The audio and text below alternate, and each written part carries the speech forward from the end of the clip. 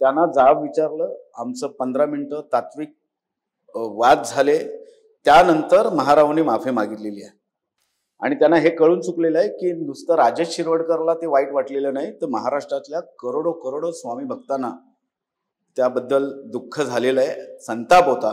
आणि हे त्यांना त्याची जाणीव त्यांना झाली आणि कदाचित त्यामुळे त्याने ती माफी मागितली असावी. शरद पवारांनी फक्त सत्तेचं राजकारण केलं आणि जातीपातीचं घाणेरडं राजकारण करून महाराष्ट्रामध्ये खूप मोठा सांस्कृतिक म्हणा किंवा खूप मोठी खड्डा त्यांनी करून ठेवलेला आहे. हिंदू देवतांविषयी आक्षेपार्ह वक्तव्य करणाऱ्या ज्ञानेश महारावला अखेर अद्दल घडलेली आहे. भाजपचे दक्षिण मध्य मुंबईचे जिल्हाध्यक्ष राजेश शिरवडकर यांच्या नेतृत्वाखाली भाजपच्या कार्यकर्त्यांनी ज्ञानेश महारावला माफी मागायला लावली. यावेळी नेमकं काय घडलं हे सांगण्यासाठी आपल्या सोबत उपस्थित आहेत स्वतः राजेश शिरवडकर. सर, स्वागत आहे आपलं. स्वामी समर्थ. ज्ञानेश महारावने माफी मागितली, पण हा नेमका घटनाक्रम काय होता, ज्ञानेश महाराव काय म्हणाला होता आणि त्याच्या माफी मागेपर्यंतच्या कालावधीत नेमकं काय घडलं हे आमच्या प्रेक्षकांच्या माहितीसाठी. प्रथम आपले आभार मानतो मी, कारण का कालपासून बऱ्याच सोशल मीडियावरती आणि न्यूज चॅनलवरती बऱ्याच बातम्या चाललेल्या आहेत. आणि ज्ञानेश महाराव नेमकं काय बोलला होता. संभाजी ब्रिगेड याचं जे महाअधिवेशन होतं त्यात खुद्द शरद पवारजी त्या व्यासपीठावरती होते, छत्रपती शाहू महाराज देखील व्यासपीठावरती होते. आणि असं असताना देखील ज्ञानेश महारावने आपल्या अकलेचे तारे तोडले. हे जे काही डाव्या विचारसरणीची लोक आहेत ना, ती नेहमीच हिंदू देवी देवतांना टार्गेट करतात, हिंदू संस्कृतीला टार्गेट करतात. आणि त्यांनी एवढं अभद्र असं वक्तव्य केलं होतं. प्रभू श्री रामचंद्रांबद्दल, सीतामाईबद्दल एवढं अत्यंत चुकीचं आणि घाणेरडं विकृतीकरण त्यांनी त्या आपल्या भाषणातून सादर केलं. स्वामी समर्थांच्या बाबतीत देखील त्यांनी अतिशय अश्लाघ्य अशा पद्धतीने त्यांनी वक्तव्य तिकडे ठेवलेलं होतं. आणि मीच नाही, स्वामींचे लाखो करोडो भक्त त्यामुळे फार उद्विग्न झाले होते. आणि तो राग माझ्या मनात त्या क्षणाला आलेला ज्या वेळेला त्यांना ऐकलं. आणि त्यांचा पाठपुरावा करत होतो. त्यानंतर ते बरेच दिवस कुठे सापडले नाहीत आणि काल आम्हाला सापडले आणि त्याचा जाब आम्ही त्यांना विचारला. ज्ञानेश महाराव जेव्हा हे वक्तव्य करीत होता तेव्हा त्या स्टेजवरती शरद पवार देखील उपस्थित होते. या सगळ्या प्रकाराला त्यांची मूकसंमती आहे असं म्हणायचं. कसं आहे, माननीय शरद पवार गेली 5 दशकं देशाच्या राजकारणामध्ये आणि महाराष्ट्राच्या राजकारणामध्ये आणि संपूर्ण देशातील लोकांना आणि महाराष्ट्रातील जनतेला पूर्ण माहिती आहे, शरद पवारांनी फक्त सत्तेचं राजकारण केलं आणि जातीपातीचं घाणेरडं राजकारण करून महाराष्ट्रामध्ये खूप मोठा सांस्कृतिक म्हणा किंवा खूप मोठी खड्डा त्यांनी करून ठेवलेला आहे शरद पवारांनी. आणि त्यामुळे जातीपातीमध्ये भांडणं लावणं हे शरद पवारांचे उद्योग होते. आणि त्यांची मूकसंमती असल्याशिवाय हे महाराव असे बोलले नसते. मला आश्चर्य असं वाटतं, खुद्द छत्रपती त्या व्यासपीठावरती होते, त्यांच्याबद्दल मी बोलणं योग्य नाही, परंतु ते ज्या पक्षाचे आहेत त्या पक्षाचे सर्व प्रथम पंतप्रधान नेहरूंनी त्यांच्या पुस्तकामध्ये छत्रपती शिवाजी महाराजांना ज्या पद्धतीने त्यांचं लिहिलेलं आहे, वाट चुकलेला देशभक्त वगैरे अशा आशयाचं अनेक दूषणं छत्रपती शिवाजी महाराजांना लावलेली आहे. त्या पक्षाचे जे खासदार आहेत आणि छत्रपती शिवाजी महाराजांनी जिजाऊनी छत्रपती शिवाजी महाराजांना रामायण आणि महाभारत ऐकूनच या मुघलांचा नाश करण्यासाठी उद्युक्त केलं होतं. मग असे छत्रपतींनी श्रीरामाचा आदर्श घेतला होता, महाभारताचा आदर्श घेतला होता. मग आपल्या रामाबद्दल किंवा सीतामाईबद्दल बोलताना खुद्द तिथे वरती असताना देखील त्याचा निषेध नोंदवला नाही, हे जरा आश्चर्यकारक आम्हाला वाटलं. महाराव हे एका साप्ताहिकाचे संपादक आहेत. त्यांचा दावा असा असतो की मोठमोठ्या नेत्यांसोबत त्यांची उठबस असते. इतकी प्रतिष्ठित व्यक्ती अशा प्रकारची वक्तव्य का करीत असावी? जाती धर्मात तेढ निर्माण करणारी वक्तव्य करून त्यांना काय हेतू त्यांचा असावा यामध्ये?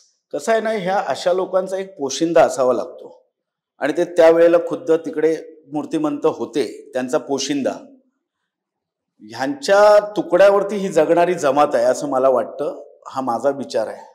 ह्या लोकांना ह्या महाराष्ट्रामध्ये जातीपातीचं घाणेरडं राजकारण करून राजकीय पोळी भाजायची असते, ती कित्येक वर्ष माननीय पवारांनी केलेली आहे. आणि त्याचं मूर्तिमंत उदाहरण म्हणजे त्या संभाजी ब्रिगेडच्या व्यासपीठावरून हे महाराव जे काय बरळले त्याचं हा मूर्तिमंत उदाहरण आहे. अलीकडची आंदोलनं काही पाहिली ना तर मारझोड किंवा तोडफोड केल्याशिवाय ती आंदोलनं सक्सेसफुल होत नाहीत असं म्हणतात. तुमचं याच्या महारावच्या विरोधातलं आंदोलन अहिंसेच्या मार्गाने हे कसं काय शक्य झालं आणि त्यांनी माफी कोणत्या पद्धतीने मागितली? खरं तर आम्ही त्यांना जाब विचारायला गेलो होतो. आम्ही ठरवलं असतं तर खूप काय करू शकलो असतो, पण ही आमची संस्कृती नाही.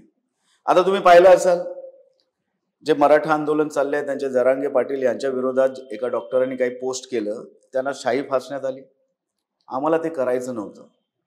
त्यांना जाब विचारलं, आमचं 15 मिनिटं तात्विक वाद झाले, त्यानंतर महारावांनी माफी मागितलेली आहे. आणि त्यांना हे कळून चुकलेलं आहे की नुसतं राजेश शिरवडकरला ते वाईट वाटलेलं नाही, तर महाराष्ट्रातल्या करोडो स्वामी भक्तांना त्याबद्दल दुःख झालेलं आहे, संताप होता. आणि हे त्यांना त्याची जाणीव त्यांना झाली आणि कदाचित त्यामुळे त्यांनी ती माफी मागितली असावी. भविष्यात अशा प्रकारची वक्तव्य न करण्याची काही त्यांनी वाई दिलेली आहे? हो, त्यांच्या उद्बोधनामध्ये त्यांनी सांगितलं ना, भविष्यात मी अशा प्रकारचं काही भाष्य करणार नाही. पण काय खमंग प्रसिद्धीसाठी आणि बोलवता धनी जर त्यांनी काही त्यांना बोलायला सांगितलं की मग हे असे बांडगुळं बोलायला लागतात. आता ह्याच्या पुढे शाब्दिक मार आम्ही दिलाय, याच्या पुढे मी जो कालपासून पूर्ण फीडबॅक घेतोय किंवा लोकांचे मला ज्या पद्धतीने फोन्स येत आहेत त्या पद्धतीने मला असं वाटतंय की आता आमचा हिंदू झोपलेला होता तो जागा झालाय आणि आता हिंदू गप्प बसणार नाही. शास्त्र वाचवण्यासाठी शस्त्र उचलेल आणि अशा लोकांना वेळीच ठोकेल. आणि आता ही प्रक्रिया सुरू झालेली असं मला वाटतं. आणि भविष्यामध्ये देखील अशा प्रकारे कोणी आमच्या देवी देवतांचा आमच्या आस्थांचा अनादर करत असेल, त्यांचा अपमान करत असेल, तर त्यांना त्याच शब्दामध्ये आमचा समस्त हिंदू समाज त्यांना उत्तर दिल्याशिवाय राहणार नाही. कालच्या या सगळ्या प्रकारानंतर सोशल मीडियावरती ब्रिगेडी किंवा पुरोगामी मोठ्या संख्येनं जमा झालेले आहेत, तुमच्यावरती टीका करतायत. तुम्ही दडपशाहीच्या मार्गाने त्यांच्याकडून माफी मागून घेतली असाही आरोप होतो. नेमकं काय घडलं? आम्ही दडपशाहीच्या मार्गाने माफी मागून घेतली. मग त्यांनी कोणत्या आधारावरती आमच्या आस्थांवरती असे आरोप केले ते त्यांनी सांगावं. लाखो करोडो भक्त ज्या स्वामींना मानतात त्यांचा अनादर करण्याचा अधिकार कोणी दिला? रामायणाचं वरती सर्टिफिकेट ह्यांना देण्याचं कोणी अधिकार दिलेला आहे?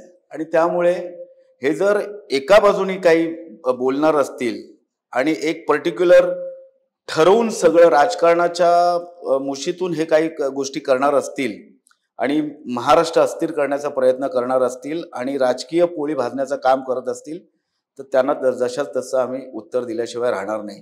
आता खूप झालं. जो तो उठतो आमच्या धर्माबद्दल, आमच्या संस्कृतीबद्दल, आमच्या श्रद्धेबद्दल कोणी उठतो आणि बोलतो, याच्या पुढे खपवून घेतलं जाणार नाही. हिंदू जागा झालेला आहे आणि जशाच तसे उत्तर आम्ही, कालचा हा आंदोलन होता, हा शाब्दिक होता, भविष्यामध्ये तो वेगळ्या पद्धतीचा असू शकतो. कालच्या या सगळ्या प्रकारानंतर तुमच्या पक्षातल्या वरिष्ठ नेत्यांनी त्याची दखल घेतली का आणि तुम्हाला कशा प्रकारे शाबासकी दिली? पहिली गोष्ट अशी आहे, मी हिंदू म्हणून हे आंदोलन केलं, स्वामी भक्त म्हणून आंदोलन केलं आणि माझ्या मनाला जे सद्विवेक बुद्धीला जे पटलं ते मी केलं. मला खूप काय करता आलं असतं, पण आम्ही संस्कारित आणि एक विशिष्ट विचारधारेने चालणाऱ्या पक्षाचे कार्यकर्ते आहोत. वरिष्ठांनी मला सांगितलं की आंदोलन चांगलं झालेलं आहे, पण मी जे अपेक्षा होती त्याच्या पुढे जाऊन करण्याचं ते जे केलं नाही त्याबद्दल देखील त्यांनी चांगलं आंदोलन केल्याचं त्यांनी सांगितलं. आणि अशा पद्धतीने आपल्याला समज द्यायची होती, शाब्दिक समज आम्ही दिलेली आहे. या उपर जाऊन जर कोणी काही आणखीन वाकड्यात शिरणार असेल तर जशाच तसे उत्तर दे. विचाराने आम्ही उत्तर देऊ आणि जर रस्त्यावरती उतरून उत्तर द्यायची असेल तर रस्त्यावरती उतरायला देखील आम्ही तयार आहोत. विरोधकांकडून सध्या एक जुना फोटो तुमच्या पत्नीचा शेअर केला जातोय. छत्रपती शिवाजी महाराजांच्या खांद्यावरती हात ठेवून हा फोटो आहे. तर हा प्रकार नेमका काय आहे? 2016ला 1 मेला महाराष्ट्र दिनाच्या निमित्ताने माझी पत्नी त्यावेळेला नगरसेविका होती. त्यावेळेला आम्ही चित्रकला स्पर्धा ठेवली होती आणि मंचाची साईज 30 फूट बाय 10 फुटाची मंचाची साईज होती. त्या मंचावरती जवळजवळ 45-40 लोक होती आणि ही त्या कोपऱ्यात उभी होती. आणि ज्या वेळेला एका मुस्लिम मुलीने गणपतीचं चित्र काढलं होतं, तिला प्राइज देते वेळी तिला पाहण्यासाठी म्हणून ती अशी थोडी कलंडली होती आणि ती खांद्यावरती हात ठेवलेला नाही, ती कलंडली असता तो एक आमच्याच कार्यकर्त्यांनी तो फोटो काढला होता. मंचावरती जवळजवळ 35-40 लोक आहेत आणि तो तेवढाच क्रॉप करून त्यावेळेला तो व्हायरल झाला होता. परभणीमध्ये आमच्यावरती केस देखील झाली होती. ती केस आम्ही सगळी जिंकलेलो आहे, त्याच्यामध्ये कोणताही आक्षेप नाही. आणि त्यावेळेला ज्या वेळेला हे फोटो व्हायरल झाले, ज्या वेळेला आम्हाला कळलं, त्यावेळेला आम्ही जाहीर माफी मागितलेली आहे. अनवधानाने झालेलं हे फोटोमध्ये आलेलं आहे, ते अनवधानाने झालेलं आहे आणि शिवभक्तांची आम्ही त्यावेळेला जाहीर माफी देखील मागितली होती. तुम्ही ज्या मतदारसंघाचं किंवा लोकसभा क्षेत्राचं प्रतिनिधित्व करता, त्या मतदारसंघातल्या धारावीमध्ये अनधिकृत बांधकामांचा सुळसुळाट दिसतो. इथे एक धार्मिक स्थळही असं होतं जिथला अनधिकृत भाग पाडण्यात आलेला आहे. धारावीतल्या अनधिकृत बांधकामावर हातोडा चालवण्यासाठी सरकारने एक समिती स्थापन केलेली आहे. या समितीचं काम कशा प्रकारे सुरू आहे? मुळात ती समिती आता नेमकं काय करते हे मला माहीत नाही आहे, परंतु पूर्ण माहिती घेतलेली आहे. त्या मस्जिदीचा तो वरचा जो एक्सटेंडेड भाग होता तो तोडण्यात आलेला आहे. समितीबद्दल थोडी माहिती घेऊन त्यांच्याशी संपर्क करून भविष्यात अशा प्रकारचं काही होणार नाही. आणि मुळात सांगायचं असं आहे की ह्या लोकांना ह्या गोष्टी बाकीच्या काही दिसत नाही.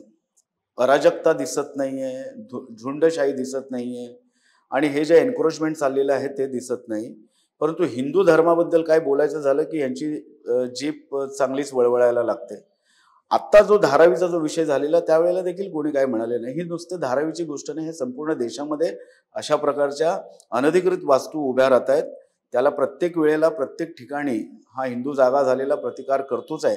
आणि ह्या समितीबद्दल माहिती घेऊन आता नेमकं काय समितीचं धोरण पुढे आहे किंवा समिती काय करणार आहे याची माहिती घेऊन आपल्याला कळवतो. विधानसभा निवडणुकीच्या तोंडावरती हिंदू मतदारांना चुचकारण्यासाठी असे प्रकार भाजपकडून होत आहेत असाही आरोप होतो. त्याला काय प्रत्युत्तर? त्यात गैर काय? परमपूज्य डॉक्टर बाबासाहेब आंबेडकरांनी संविधान दिलेलं आहे.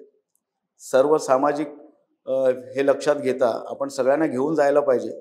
आमची पण तीच मागणी आहे किंवा आमचा पण तोच विचार आहे, सगळ्यांना एकत्रपणे घेऊन जायचं आहे. पण तुम्ही प्रथम राष्ट्र ह्या विचाराने प्रेरित झाले पाहिजे, नंतर तुमची पार्टी असेल आणि नंतर स्वतःला ठेवणार जर विचार असेल तर आम्ही सगळ्यांचं स्वागत करू. आज काश्मीरमध्ये जी निवडणूक झाली तिथे काय झालं? 29 जागा भारतीय जनता पक्षाला आणि तिथे केवढं विकासाचं काम झालं, पण मतं आम्हाला मिळाली नाही.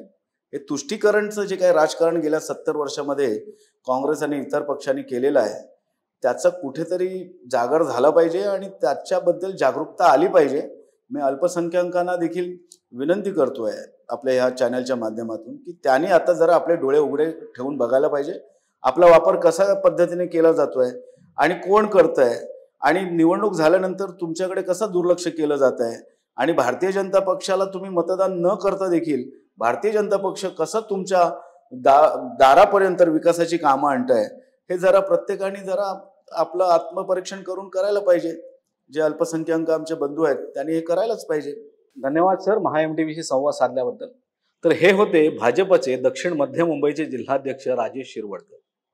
हिंदूंच्या श्रद्धास्थानाविषयी आक्षेपार्ह भाषेत बोललं जात असेल तर त्यांना त्याच शब्दात प्रत्युत्तर देऊ असा इशारा त्यांनी यावेळी दिलेला.